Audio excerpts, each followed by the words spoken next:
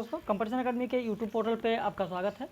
उम्मीद करते हैं कि आप लोगों की पढ़ाई अच्छी चल रही होगी। और आज हम लोग बात करने जा रहे हैं आलोचना की जो शब्दावलियां हैं, उन आलोचना की शब्दावलियों की बात करने जा रहे हैं, जिसमें भाग 1 आप लोगों को कल दिया जा चुका है। भाग 1 में कल हम लोगों ने बात की थी एकात्म मानववाद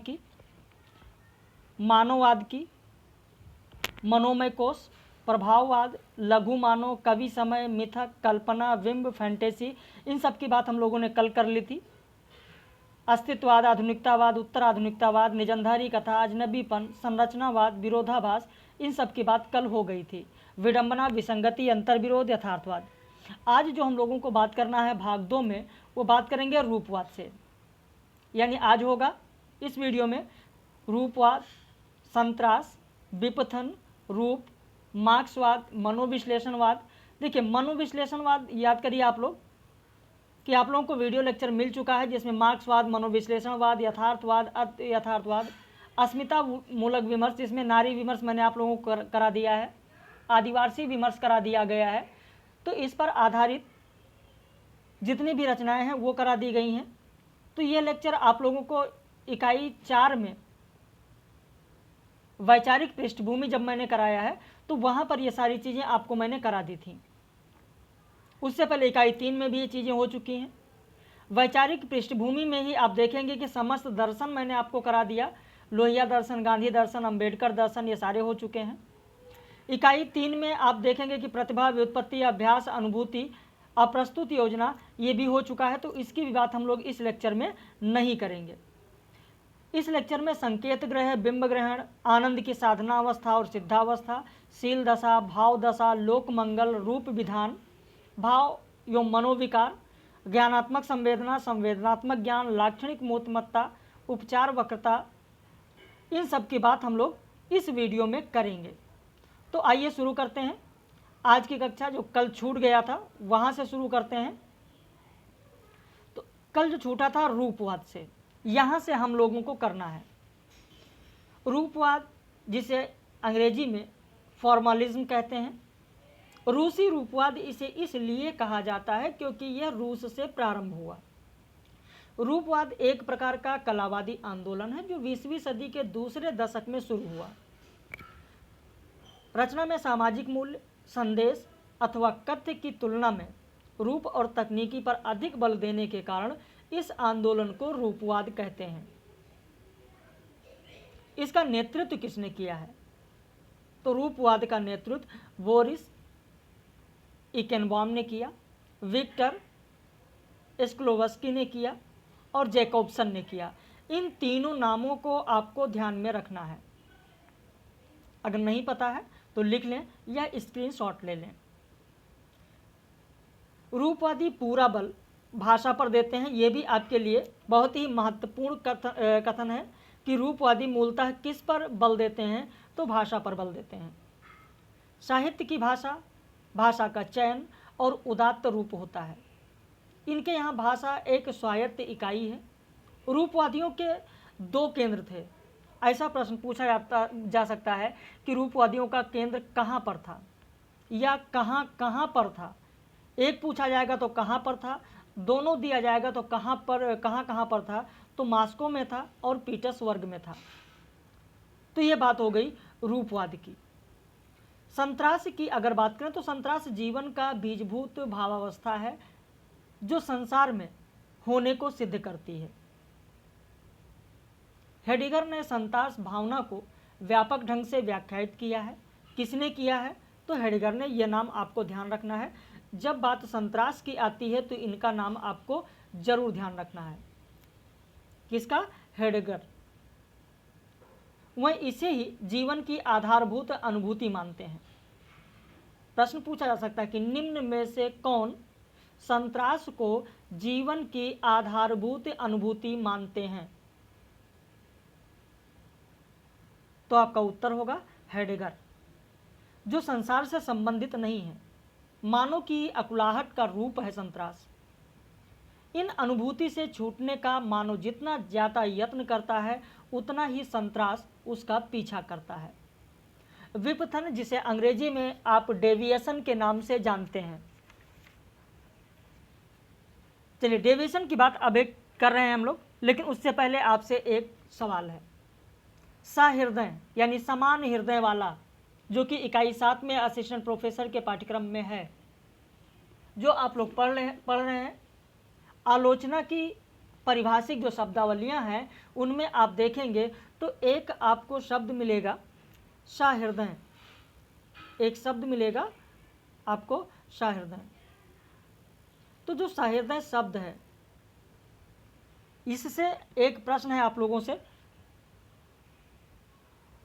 कि कौन सी रचना है जिसे सहृदयालोक भी कहा जाता है? कौन सी रचना है जिसे सहृदयालोक भी कहा जाता है, या किसे सहृदय चक्रवर्ती कहा जाता है, या सहृदय शब्द का प्रयोग सर्वप्रथम किसने किया है, या मम्मट ने सहृदय के स्थान पर किस शब्द का प्रयोग किया है?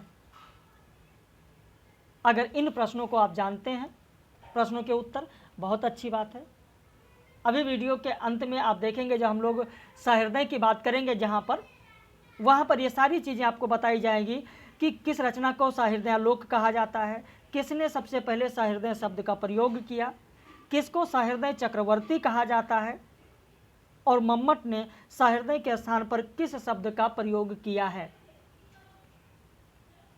शील दशा क्या है, भाव दशा क्या है, इन सब की बात हम लोग करेंगे। जो आनंद की साधना अवस्था है, उसका बीज भाव कौन सा रस है? आनंद की साधना अवस्था का बीज भाव कौन सा रस है? क्या आपको पता है? अगर पता है तो जरूर कमेंट करके आप बताएं। तो यह विपथन, जिसका अर्थ होगा डेविएशन, मानक भाषा से भिन्न भाषा का प्रयोग शैली विज्ञान में विपथन कहलाता है। काव्य भाषा के संदर्भ में शैली विज्ञान विपथन को बहुत अधिक महत्व देते हैं। सामान्य भाषा प्रयोग से अलग उस पथ से हटकर विशिष्ट भाषा का प्रयोग ही विपथन है। जैसे मुट्ठी में प्रश्न लिए दौड़ रहा हूँ, वन वन पर्वत पर्वत लाचार, ये जो पंक्ति है केदारनाथ सिंह की, इसमें विपथन कहाँ है? आप खुद सोचें कि अगर इस पंक्ति में बात करें विपथन, तो विपथन कहाँ है? थोड़ा सा अपने दिमाग पर जोर दीजिए, आपको पता हो जाएगा। इसी तरीके से पंक्ति दी जा सकती है परीक्षा में और पूछा जाएगा इस पंक्ति में विपथन क्या है, या विपथन किसमें है? तो विपथन है मुट्ठी में प्रश्न। क्या मुट्ठी में प्रश्न लिए जा सकते हैं? नहीं, मुट्ठी में प्रश्न नहीं लिए जा सकते हैं, और यही है विपथन। यानी मानक भाषा से भिन्न भाषा का प्रयोग शैली विज्ञान में विपथन कहलाता है। भाई, सामान्य भाषा प्रयोग से अलग उस पथ से हटकर यह विशिष्ट भाषा का प्रयोग किया गया। मुट्ठी में प्रश्न नहीं लिया जा सकता है, अलग ये डेविएशन है, कर्व है, घुमाव है, ये केदारनाथ की पंक्ति में आपने देखा। तो मुट्ठी में प्रश्न क्या है? ये विपथन है। यह सामान्य मानक जो भाषा है उससे अलग है, अतः यह शैली विज्ञान का विपथन है। काव्य भाषा का लाक्षणिक प्रयोग विपथन ही है। जो काव्य भाषा का जो लाक्षणिक प्रयोग होता है वो क्या है? वो भी तो एक प्रकार का विपथन है। वक्रोक्ति अलंकार आप देखें, वो क्या है? विपथन ही तो है। भामह की वक्रोक्ति विपथन से अधिक सार्थ शब्द है। भामह वक्रोक्ति विहीन काव्य को वार्ता कहते हैं। ये भी आपके लिए एक बहुत ही महत्वपूर्ण तथ्य है, इसीलिए मैंने यहाँ पर अंडरलाइन कर दिया है। वक्रोक्त से ही काव्यार्थ का विभावन होता है। वक्रोक्ति के विरुद्ध स्वभावोक्ति को न तो भामह अलंकार मानते हैं और न कुंतक। काव्य भाषा को वक्रोक्तिपूर्ण होना अनिवार्य है। कुंतक काव्य को कवि व्यापार शालिनी कहते हैं। किसने काव्य को कवि व्यापार शालिनी कहा है? यह प्रश्न भी आपके लिए यहाँ पर बन सकता है। किस तरीके से प्रश्न इससे बन सकते हैं, कहाँ से प्रश्न बन सकते हैं, वो सारी चीज़ें आपको बताते चल रहे हैं। मैंने ये भी आप लोगों को बताया है कल भाग 1 में कि इस पर आधारित कौन कौन से प्रश्न और कैसे प्रश्न बन सकते हैं। एक पूरी टेस्ट सीरीज के माध्यम से एक टेस्ट सीरीज ही इसी इकाई 7 के ऊपर आधारित आप लोगों को दे दिया जाएगा। तो उससे आपने यहाँ डिटेल पढ़ा, और डिटेल पढ़ने के बाद जब प्रश्न करेंगे तो पूरा का पूरा कॉन्सेप्ट क्लियर हो जाएगा कि कहाँ से और कैसे प्रश्न मिलेंगे। तो किसने काव्य को कवि व्यापार शालिनी कहा है? तो कुंतक ने कहा है। अब बात करें रूप की। यद्यपि भारतीय काव्यशास्त्र में रूप की चर्चा नहीं है, पर व्यापक अर्थ में अलंकार, वक्रोक्ति, रीति, औचित्य, ये सब क्या है? ये सब तो एक रूप ही है। कला निर्मित में संयोजित उपकरणों की जो समग्रता है, वो समग्रता क्या है? रूप है। और अलंकार क्या है? तो अलंकार अवयव है। जिस प्रकार काव्य विधाओं का रूप होता है, या हिंदी में जो विधाएं होती हैं उनका रूप होता है, जैसे उपन्यास हो गया, नाटक हो गया, कहानी हो गया, संस्मरण हो गया, ठीक उसी तरीके से जो काव्य विधाएं हैं, काव्य विधाओं में व्यंग्यात्मक शैली में लिखा गया है, या प्रकृति वर्णन पर लिखा गया है, या रूप पर लिखा गया, श्रृंगार पर लिखा गया है, तो ये सब क्या है? ये सब विधाएं हैं, ये सब रूप है, काव्य के रूप हैं। वैसे कभी भी अपनी अलग अलग रचनाओं के लिए अलग अलग विचारधारा, अलग अलग रूप को अपनाता है, और यही काव्य का रूप है। तो यहां पर मैंने आपको बताया कि आज किस किस चीज की चर्चा करेंगे, वो सारी चीज मैंने आपको बताया। अब आइए बात करते हैं उसी के क्रम में बिंब ग्रहण की। ऐसी रूप योजना जो मन के समक्ष वर्ण वस्तु को प्रत्यक्ष कर दे, बिंब कहलाती है। केदारनाथ सिंह ने कहा है कि काव्यगत बिंब वह शब्द चित्र है जो इंद्रिय गुणों से अनिवार्य रूप से समन्वित होता है। कथन किसका है? तो केदारनाथ सिंह का कथन है, बहुत ही महत्वपूर्ण कथन है। उपरोक्त कथनानुसार सामान्य बिंब और काव्य बिंब में फर्क होता है। कल्पना और अलंकार के साथ भी बिंब का संबंध जोड़ा जा सकता है। कल्पना का एक अर्थ बिंब विधायनी शक्ति है। रामचंद्र शुक्ल जी ने कहा है कि काव्य का काम है कल्पना में बिंब या मूर्त भावना उपस्थित करना, बुद्धि के सामने कोई विचार लाना नहीं। ये किसका काम है? काव्य का काम है। और किसने कहा है? तो आचार्य रामचंद्र शुक्ल ने कहा है। किसी व्यक्ति या वस्तु के समग्र एवं संश्लिष्ट स्वरूप की मानसिक प्रतीति करना बिंब ग्रहण करना कहलाता है। आचार्य रामचंद्र शुक्ल ने रस मीमांसा में लिखते हैं कि किसी वर्णन में आई हुई वस्तुओं का मन में ग्रहण दो प्रकार होता है। दो प्रकार आचार्य रामचंद्र शुक्ल ने कौन कौन सा बताया? तो एक तो उन्होंने बताया बिंब ग्रहण, और दूसरा उन्होंने बताया अर्थ ग्रहण। जब आचार्य रामचंद्र शुक्ल की रचना आप पढ़ेंगे रस मीमांसा, तो ये सारी चीज आपको रस मीमांसा में मिल जाएगी। और इस इकाई 7 में जो हिंदी आलोचना के जो शब्द आप देख रहे हैं, ये किसी एक किताब में नहीं मिल रहा है आपको। मैनेजर पांडे की जो रचना है आलोचना की सामाजिकता, उसमें आपको मिलेगा। अमरनाथ झा की जो रचना है हिंदी आलोचना की परिभाषा, नामवर सिंह का है कविता के नए प्रतिमान, अमरनाथ जी का एक और है हिंदी आलोचना की परिभाषिक शब्दावलियां, रामचंद्र तिवारी का है भारतीय एवं पाश्चात्य काव्यशास्त्र की रूपरेखा। तो इन रचनाओं को, इन 6-7 रचनाओं को जब आप पढ़ेंगे तो इकाई 7 में जितनी शब्दावलियां हैं वो सारी शब्दावलियां आपको लगभग मिल जाएंगी। एक बार नाम फिर सुन लें। आलोचना की सामाजिकता मैनेजर पांडे, हिंदी आलोचना की परिभाषा अमरनाथ झा, कविता के नए प्रतिमान नामवर सिंह, हिंदी आलोचना की परिभाषिक शब्दावलियां अमरनाथ झा, भारतीय एवं पाश्चात्य काव्यशास्त्र की रूपरेखा रामचंद्र तिवारी, रस मीमांसा रामचंद्र शुक्ल। तो इन रचनाओं को जब आप पढ़ेंगे तो सारी चीजें क्लियर हो जाएंगी। 1922 में काव्य में प्राकृतिक दृश्य शीर्षक निबंध में आचार्य रामचंद्र शुक्ल जी ने कहा है कि हमारे यहाँ आचार्यों ने संकेत ग्रह के जाति, गुण, क्रिया और यादृच्छा 4 विषय बताए हैं, पर स्वयं संकेत ग्रह के कोई 2 रूपों पर विचार नहीं किया है। बताए तो 4 हैं, लेकिन स्वयं किसी 2 पर विचार नहीं किया है। अभिधा द्वारा ग्रहण 2 प्रकार का होता है, बिंब ग्रहण और अर्थ ग्रहण। अब यहाँ पर एक प्रश्न आपके सामने निकल कर आता है कि काव्य में प्राकृतिक दृश्य नामक निबंध किसका है? आचार्य रामचंद्र शुक्ल का है, जो कि 1922 में प्रकाशित हुआ। तो इस तरीके के भी प्रश्न कभी कभी पूछे जाते हैं कि जो रचनाएं आपके पाठ्यक्रम में है उस रचनाओं से संबंधित जो भी रचना है उस रचनाकार का नाम भी पूछ लिया जाता है। बिंब ग्रहण वही होता है जहां कवि अपने सूक्ष्म निरीक्षण द्वारा वस्तुओं के अंग प्रत्यंग वर्ण आकृति तथा उसके आसपास की परिस्थिति का परस्पर संश्लिष्ट विवरण देता है। बिना अनुराग के ऐसे सूक्ष्म ब्यौरों पर न दृष्टि जा ही सकती है और न रम ही सकती है। आनंद की साधना अवस्था की अगर हम लोग यहां पर बात करें तो यहां पर आनंद की साधना अवस्था में आप देखेंगे कि ये आचार्य रामचंद्र शुक्ल के द्वारा आनंद की जो साधना अवस्था है ये आचार्य रामचंद्र शुक्ल के द्वारा दी गई शब्दावली है।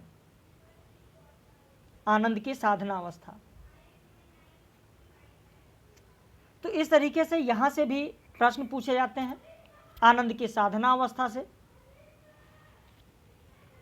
शैली में लोक में फैली दुख की छाया को हटाने में ब्रह्म की आनंद कला जो शक्तिमय रूप धारण करती है उसकी भीषणता में भी अद्भुत मनोहरता, कटुता में भी अपूर्व मधुरता, प्रचंडता में भी गहरी आदता साथ लगी रहती है और विरोधों का यही सामंजस्य कर्म क्षेत्र का सौंदर्य है जिसकी ओर आकर्षित हुए बिना मनुष्य का हृदय नहीं रह सकता है। भावों की छानबीन करने पर मंगल का विधान करने वाले दो भाव ठहरते हैं, करुणा और प्रेम। करुणा की गति रक्षा की ओर होती है और प्रेम की रंजना की ओर। लोक में प्रथम साध्य रक्षा है, रंजन का अवसर उसके पीछे आता है। अतः अब यहां पर आपको ध्यान देना है, अतः साधना अवस्था से लेकर चलने वाले काव्यों का बीज भाव क्या है? करुणा है, जो कि मैंने अभी प्रारंभ में आप लोगों से पूछा था। इसी से शायद अपने दो नाटकों में रामचरित को लेकर चलने वाले जो महाकवि भवभूति हैं उन्होंने करुणा को ही एकमात्र रस कह दिया है। विगत वर्ष के परीक्षा के जो प्रश्न पत्र हैं उन्हें आप उठाकर देखें, भवभूति के बारे में यह प्रश्न पूछा जा चुका है। तो जब आप समग्रता से किसी चीज का अध्ययन करेंगे तो बहुत सारी चीजें निकलकर आपके सामने आती हैं और अगर एक लाइन वाला आप रटने वाला काम करते हैं तो उससे आप आगे नहीं बढ़ सकते हैं। एक लाइन रटने से केवल एक ही तैयार होगा, लेकिन जब किसी चीज का विस्तृत पढ़ेंगे आप तो बहुत सारी चीजें आपके सामने निकल कर आएंगी। तो यहां पर भवभूति के बारे में भी आपके सामने ये बात आई। रामायण का बीज भाव क्या है? करुणा है। भाई आनंद की साधना अवस्था की जब बात की गई, आचार्य रामचंद्र शुक्ल ने कहा तो वहां पर कहा कि साधना अवस्था का जो मुख्य भाव है वो करुण है। और रामायण में क्या मिलता है? साधना अवस्था ही तो मिलती है। तो इसीलिए रामायण का जो बीज भाव है वो क्या है? करुणा है, जिसका संकेत आप देखेंगे तो क्रोच को मारने वाले निषाद के प्रति वाल्मीकि के मुंह से निकले वचन द्वारा आरंभ में ही करुणा दिखाई पड़ता है। अब अगर आनंद की सिद्धावस्था की बात करें तो साधना या प्रयत्न में तत्पर करने के लिए फल की सुंदरता या सुखदता की पूर्ण भावना जागृत करने की आवश्यकता हुआ करती है। साध्य आनंद की प्रचुरता तथा उस आनंद के विषय की सुंदरता या सुखदता हमारे मन में जितना ही घर करेगी उतनी ही अधिक तन्मयता के साथ हम उस आनंद तथा उसके विषय तक पहुंचाने वाली साधना में प्रवृत्त होंगे। एक बहुत ही ऊंचे प्रकार का सुख देने वाली वस्तु का नाम सुंदरता है। सिद्धावस्था का मुख्य तत्व है प्रेम, यानी प्रवर्तक भाव कौन सा है? तो प्रेम है। ये भी आपके लिए एक बहुत ही महत्वपूर्ण तथ्य आपके लिए है। जिस तरीके से साधना अवस्था में आपने देखा कि आनंद की साधना अवस्था है, वहां पर साधना अवस्था में मुख्य भाव है करुणा, वहीं पर सिद्धा अवस्था का मुख्य तत्व है प्रेम, यानी सिद्धावस्था का प्रवर्तक भाव क्या होगा? प्रेम। आनंद की सिद्धावस्था शांति सुख की अवस्था लेकर चलने वाले कवियों का ही प्रेम को बीज भाव मानना ठीक है। तो यहां पर हम लोगों ने देखा आनंद की सिद्धावस्था, साधनावस्था की बात हम लोगों ने की। देखिए, चूंकि समय आप लोगों के पास भी कम है, इसलिए बहुत विस्तृत में लेकर नहीं चला जा रहा है, बस उतना ही आप लोगों को बताया जा रहा है जितना, जिससे कि परीक्षा में आपका काम हो जाए। मुख्य मुख्य बिंदुओं पर दिया जा रहा है। नहीं तो आप देखें कि आनंद की साधनावस्था और आनंद की सिद्धावस्था की एक लेक्चर में पूरी बात की जाए, तब जाकर कहीं 40-45 मिनट में समाप्त होगा। शील दशा और भाव दशा की अगर बात करें तो काव्य का लक्ष्य भावों के उपयुक्त विषयों को सामने रखकर सृष्टि के नाना रूपों के साथ मानव हृदय का सामंजस्य स्थापित करना है। भाव ही कर्म के मूल प्रवर्तक और शील के संस्थापक हैं। यानी भाव किसके प्रवर्तक हैं? कर्म के मूल प्रवर्तक हैं और शील के संस्थापक हैं। कौन? भाव। अतः कहा जा सकता है कि मनुष्य के जीवन की सच्ची झलक काव्य में ही दिखाई पड़ती है। एक अवसर पर एक आलंबन के प्रति आकर्षण भाव दशा होती है। इसका प्रमुख तत्व राग है। इसके अंतर्गत हास, उत्साह, शोक, आश्चर्य, क्रोध, भय, जुगुप्सा ये सारे भाव आते हैं। अनेक अवसरों पर अनेक आलंबनों के प्रति आकर्षण शील दशा होती है। शील दशा के तहत क्या क्या आएगा ये आपको ध्यान रखना है। तो शील दशा के तहत स्नेहशीलता है, रसिकता है, लोभ है, तृष्णा है, लंपटता है, हसोड़पन, विनोदशीलता, वीरता, तत्परता, ये सारे शब्द इसमें आएंगे। अभी ये पीडीएफ भी आप लोगों को वीडियो के बाद में मिल जाएगा व्हाट्सएप पर। रस योजना में शील दशा का प्रत्यक्ष संबंध नहीं है। रस की निष्पत्ति में अनुभव आवश्यक होता है और अनुभव केवल भाव दशा का व्यंजक होता है। आलंबन का स्वरूप संगठित करने में उपादान रूप होकर शील दशा रसोत्पत्ति में पूरा योगदान देती है। अब इसके बाद रूप विधान की अगर हम बात करें, हाँ, यहाँ पर रूप विधान की बात करने से पहले एक चीज़ आप लिख लें, अगर आपके पास कॉपी पेन है तो, अगर नहीं है तो खैर कोई बात नहीं। जो आनंद की साधनावस्था की बात याद आ गया, रामचंद्र शुक्ल जी ने की है, तो उन्होंने ये कहा कि आनंद की साधनावस्था तो बाहरी चीज़ है, विदेशों में पहले ही ये प्रचलित थी। लेकिन अगर विदेशी समूह का जैसा मानना है आनंद की साधना अवस्था, वैसा और भारतीय लोगों में अंतर है। लेकिन भारत में एक ऐसे भी व्यक्ति हैं जिन्होंने आनंद की साधना अवस्था का जो विदेशों में स्वरूप था उसी स्वरूप को स्वीकार करते हैं, और उनका नाम है रविंद्रनाथ ठाकुर। किसने कहा है? आचार्य रामचंद्र शुक्ल ने कहा है। तो आप रविंद्रनाथ ठाकुर का नाम जरूर लिख लें। तो यहाँ पर रूप विधान की बात करें, देखिए रूप विधान, प्रत्यक्ष रूप विधान, कई रूप विधान होंगे। प्रत्यक्ष रूप विधान वह होता है जहाँ पर भावुकता की प्रतिष्ठा करने वाले मूल आधार या उत्पादन प्रत्यक्ष रूप में ही है। किसी भी कविता में रूप विधान की अगर हम बात करें, किसी काव्य में रूप विधान की बात करें, तो वैसा रूप विधान जो सामने हमारे प्रत्यक्ष है और प्रत्यक्ष किसी चीज को देख कर की गई जो काव्य रचना है उसे कहेंगे प्रत्यक्ष रूप विधान।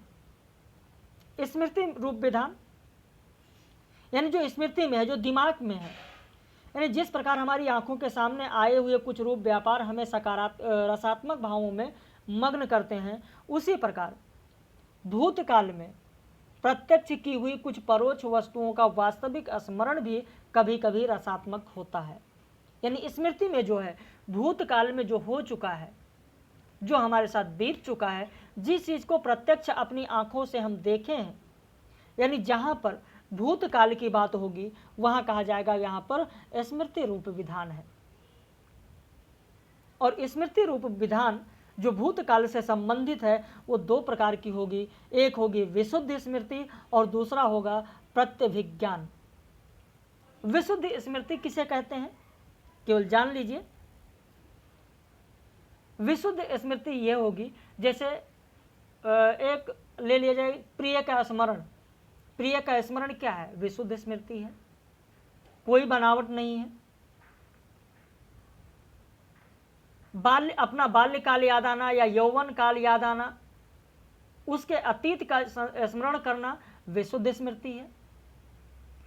कहीं आप विदेश में हैं, प्रवास में के दौरान या प्रवास में विदेश में हैं और स्वदेश अपने देश के स्थलों का स्मरण करना विशुद्ध स्मृति है, लेकिन प्रत्यभिज्ञान में एकदम अलग है। इसका कुछ अंश तो विशुद्ध स्मृति होता है, लेकिन संपूर्ण विशुद्ध स्मृति नहीं होता है। जैसे किसी व्यक्ति को आपने देखा, किसी जगह को आपने देखा, तो वह व्यक्ति या वह जगह विशुद्ध स्मृति हो गई, लेकिन उस व्यक्ति या उस जगह के माध्यम से उससे जुड़ी हुई और सारी घटनाओं का स्मरण प्रत्यभिज्ञान कहलाता है। बात समझ में आ गई? उस व्यक्ति या उस जगह, उस वस्तु से जुड़ी हुई जो स्मरण है वो क्या कहलाएगी? तो वो प्रत्यभिज्ञान कहलाएगी। क्लियर हो गया? विशुद्ध स्मृति और प्रत्यभिज्ञान दोनों क्लियर हो गया। अब आइए बात करते हैं कल्पित रूप विधान। कल्पित शब्द से ही आपको पता हो जाएगा, कल्पित अर्थात कल्पना करना, यानी भविष्य की बात हो रही है। भविष्य में ऐसा होगा, यानी आपने वर्तमान काल की बात कर ली, आपने भूतकाल की बात कर ली, अब बात करेंगे भविष्य काल की, यानी कल्पित रूप विधान की बात करेंगे। काव्य वस्तु का सारा रूप विधान इसी की क्रिया से होता है। यानी काव्य वस्तु का आप देखेंगे जितना रूप विधान है वो सब कल्पना के द्वारा ही तो होता है, तो कल्पित रूप विधान मिलेगा वहां पर। कवि की नूतन सृष्टि जितनी है, नूतन सृष्टि क्या है? नूतन सृष्टि इसी कृति की समझी जाती है, यानी कल्पित रूप विधान की समझी जाती है। और ये दो प्रकार की होती है, प्रस्तुत रूप विधान और एक अप्रस्तुत रूप विधान। यानी भविष्य में मान लिया पर्यावरण है, पर्यावरण में पर्यावरण का जिस तरीके से क्षरण हो रहा है, आपने कल्पना कर ली कि 1 साल बाद क्या होगा, यह समाज की आज यह दशा है, 1 साल बाद क्या होगा, प्रस्तुत रूप विधान में आ जाएगा। लेकिन जो हमने देखा ही नहीं है उसके बारे में एकदम अलग, जैसे स्वर्ग की बात, नरक की बात, मरने के बाद क्या होगा, ऐसी सारी बातें जितनी होंगी वो सब क्या है? अप्रस्तुत रूप विधान के तहत आ जाएंगी। बातें क्लियर हो गई? किसी को कोई दिक्कत? स्मृत्याभास कल्पना, यहीं पर एक शब्द और आता है, एक कल्पना और आती है, स्मृत्याभास कल्पना, जो कि आपके खैर पाठ्यक्रम में नहीं लिखा हुआ है। शब्दावलियां जो दी गई हिंदी आलोचना की परिभाषिक शब्दावलियां वहां पर नहीं दिया गया, फिर भी यहां पर बात जब हम लोग कर रहे हैं रूप विधान की, तो स्मृत्याभास कल्पना की अगर हम बात करें तो स्मृत्याभास कल्पना उसे कहते हैं जिसका आधार, जिस कल्पित रूप विधान में इतिहास या शुद्ध अनुमान की बात की जाए, इतिहास की बात की जाए या शुद्ध अनुमान की बात की जाए, वो हो जाएगा स्मृत्याभास कल्पना। अब चूंकि मैंने इतिहास कहा इसलिए लोग सोच रहे होंगे नहीं, बात तो आप सब भविष्य की कर रहे हैं, फिर इतिहास कहाँ से आ गया? इतिहास तो भूतकाल की बात है। लेकिन कहते नहीं है कि यह व्यक्ति ऐसा है जो इतिहास रचेगा। बात समझ में आ गई? इतिहास रचेगा, अभी वो इतिहास बना नहीं, इतिहास रचेगा। तो कुछ इस तरीके की जो कल्पनाएं होती हैं वो स्मृत्याभास कल्पना कहलाती हैं। अब तो आपके मन में कोई संशय नहीं होगा, बातें समझ में आ रही हैं या नहीं, एक बार कमेंट करके आप जरूर बता दिया करें। हर वीडियो में, जो भी वीडियो पब्लिश होती है, मैं कहता हूं कि आप लोग कमेंट जरूर कर दिया करें, लेकिन कुछ लोगों का कमेंट नहीं आता है, बाकी लोग तो कमेंट लगातार कर रहे हैं। मूर्तिमत्तावाद, मूर्तिमत्तावाद इसके प्रवर्तक F.S. फिलिंट थे। यहां पर बहुत ज्यादा बताने की जरूरत नहीं है, बस मूर्तिमत्ता के प्रवर्तक कौन थे सिर्फ यह जानना आपके लिए बहुत ही जरूरी है। F.S. फिलिंट की जो रचना है ये भी एक जान लें, जो कि मूर्तिमत्तावाद से संबंधित है। तारक जाल में, F.S. फिलिंट की रचना है तारक जाल में, जिसका प्रकाशन 1909 ईस्वी में हुआ। मूर्तिमत्तावाद से F.S. फिलिंट के अलावा इस संप्रदाय से जुड़े हुए लोग ये थे डूलिटल और आलिंगटन, इन दोनों का नाम आप जरूर लिख लें, ये मूर्तिमत्तावाद से संबंधित है। अब बात करें सहृदय यानी समान हृदय वाला। जिसका हृदय कवि के समान हो उसी को कहा जाता है सहृदय यानी समान हृदय वाला। रस निष्पत्ति के प्रसंग में साधारणीकरण की प्रक्रिया तभी पूरी हो सकती है जब कवि और पाठक, दर्शक या श्रोता एक समान भावभूमि पर उपस्थित हों। भाई एक दूसरे के विरोधी होंगे तो ऐसी साधारणीकरण की प्रक्रिया नहीं हो सकती है। यह तभी संभव है जब कवि का हृदय पाठक, दर्शक या श्रोता के हृदय के समकक्ष हो। भाई समाज कुछ और चाहता है, आप कुछ और लिखेंगे तो फिर कहां पर हो सकता है साधारणीकरण। जो समाज में हो रहा है, जो श्रोता चाह रहे हैं, आपको, कवि को या लेखक को उसी के अनुसार करना चाहिए। भारतीय काव्यशास्त्र में काव्य के प्रति अभिरुचि रखने वाले के लिए समय समय पर अनेक शब्दों का प्रयोग होता रहा है, जैसे सहृदय है, सुमनय है, प्रमाता है, नागरक है, सामाजिक है, भावक है, प्रेक्षक, दर्शक, आस्वादक, रसज्ञ, मर्मज्ञ, गृहीता, भोक्ता आदि शब्दों का प्रयोग होता रहा है। शैवाचार्यों का मन सहृदय में इतना रम गया कि जो शैव आचार्य थे उन्होंने अपनी रचना का नाम ही सहृदय नाम पर रखना शुरू कर दिया। सहृदयालोक, सहृदय हृदय दर्पण। इतना ही नहीं, यहाँ तक कि ध्वन्यालोक को सहृदयालोक भी कहा जाता है। ये मैंने अभी प्रारंभ में, वीडियो के प्रारंभ में आप लोगों से पूछा था कि अंत तक बने रहें, ये चीज़ें आपको अभी मिलेंगी। किस रचना को सहृदयालोक भी कहा जाता है तो ध्वन्यालोक रचना को कहा जाता है। अभिनव गुप्त ने ध्वन्यालोक लोचन के आधार पर श्रद्धा भाव के साथ आनंदवर्धन को सहृदय चक्रवर्ती कहा है। किसने, प्रश्न बनता है कि किसने आनंदवर्धन को सहृदय चक्रवर्ती कहा है, तो अभिनव गुप्त ने। किस रचना में कहा गया है, ध्वन्यालोक लोचन में कहा गया है। या किसको कहा गया है, तो आनंदवर्धन को कहा गया है। बहुत सारे शब्दों को हेर फेर करके और प्रश्न बन सकता है। सहृदय शब्द के प्रथम प्रयोक्ता आनंदवर्धन ही थे। ये भी आपके लिए बहुत ही महत्वपूर्ण तथ्य है। आनंदवर्धन ने कहा है, अधिकारी छात्र विमल प्रतिभाशाली सहृदय, यानी वैसा व्यक्ति अधिकारी होता है और विमल प्रतिभावान होता है। जो व्यक्ति सहृदय होगा वह अधिकारी होगा, विमल प्रतिभावान होगा। और मम्मट ने इसी सहृदय शब्द के लिए प्रतिभाजुष शब्द का प्रयोग किया है। सहृदय शब्द का प्रयोग आप देख रहे हैं कि आनंदवर्धन ने किया, लेकिन आनंदवर्धन ने कई जगहों पर सहृदय शब्द के लिए सचेतस शब्द का प्रयोग किया है। यह भी आपको ध्यान रखना है, सचेतस शब्द का प्रयोग किया गया है। संवेदनात्मक ज्ञान और ज्ञानात्मक संवेदना, इस पर बहुत ज़्यादा कुछ करने की जरूरत नहीं है, बस इतना आपको ध्यान रखना है कि इस शब्द का प्रयोग, इसकी परिभाषा गजानन माधव मुक्तिबोध ने दी। संवेदनात्मक ज्ञान ऐसा ज्ञान जो संवेदना से पूरित हो, ज्ञान से परिपूर्ण हो, वो है संवेदनात्मक ज्ञान और ज्ञानात्मक संवेदना। इन दोनों शब्दों का संबंध किससे है, तो गजानन माधव मुक्तिबोध से है। वहीं विरोधों का सामंजस्य, आचार्य रामचंद्र शुक्ल द्वारा ये परिभाषिक शब्द है।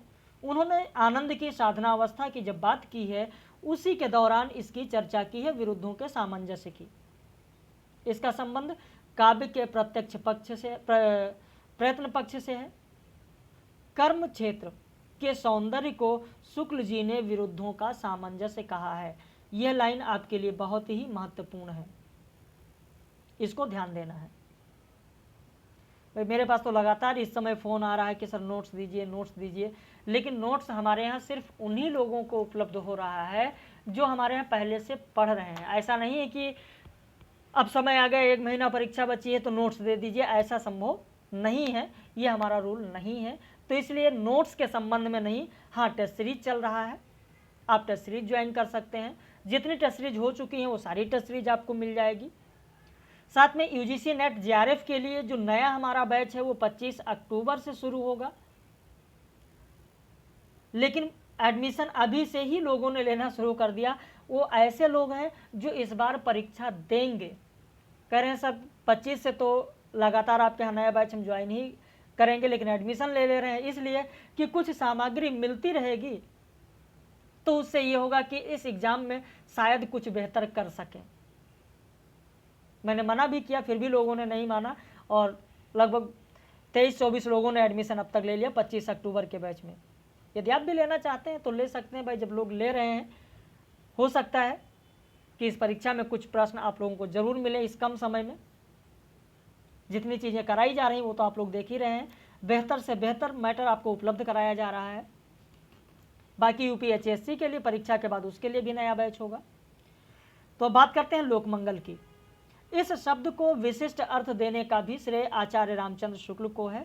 शुक्ल ने लोकमंगल की साधना को काव्य की श्रेष्ठता के प्रतिमान के रूप में प्रतिष्ठित किया है। उनका तर्क है कि लोक में मंगल का विधान करने वाले दो भाव हैं, करुणा और प्रेम। करुणा और प्रेम। अभी मैंने लोकमंगल की साधनावस्था और सिद्धावस्था की जब बात की, दोनों की बात मैंने की कि साधनावस्था में कौन सा है, सिद्धावस्था में कौन सा है। और वही चीज लोकमंगल, यहां पर देखिए लोकमंगल शब्द की जब बात होती है तो लोकमंगल से ही ये सारी चीज निकल कर आती है। यानी करुणा की गति लोक की रक्षा की ओर होती है और प्रेम की गति लोक रंजन की ओर होती है। इन दोनों गुणों को वह सत्व गुण प्रधान मानते हैं। यह जगत अव्यक्ता अवस्था से छूटी हुई प्रकृति की व्यक्त स्वरूप है और ऐसी स्थिति में मंगल का विधान तभी हो सकता है जब रजस और तमस गुण सत्व गुण के अधीन रहकर कार्य करें। यह तभी संभव हो सकता है। तो आज की जो ये वीडियो लेक्चर आपने देखा, जो आज का वीडियो लेक्चर आपको दिया गया, इस वीडियो लेक्चर में जो प्रमुख शब्दावलियां हैं कौन कौन सी हैं उनकी बात हम लोगों ने कर ली है। अब कुछ लोग अभी भी कमेंट करेंगे, व्हाट्सएप पे मैसेज करेंगे, सर हिंदी के प्रमुख आलोचक और उनकी आलोचनात्मक संस्थाएं दे दीजिए। याद करिए मैंने आप लोगों को करा दिया है आलोचना एक मूल्यांकन करके, जिसमें शुक्ल पूर्व युग आलोचना, शुक्ल युग आलोचना, शुक्लोत्तर युग आलोचना, समकालीन समीक्षा ये करा चुके हैं और वहीं पर ये सारी चीज़ें आपको मिल जाएंगी। अब कुछ लोग तो आलोचना शब्द ये भी नहीं जानते होंगे कि आलोचना शब्द किस धातु से बना है। कितने लोग जानते हैं? जितने लोग वीडियो देख रहे हैं इनमें से कितने लोग जानते हैं कि आलोचना शब्द किस धातु से बना है?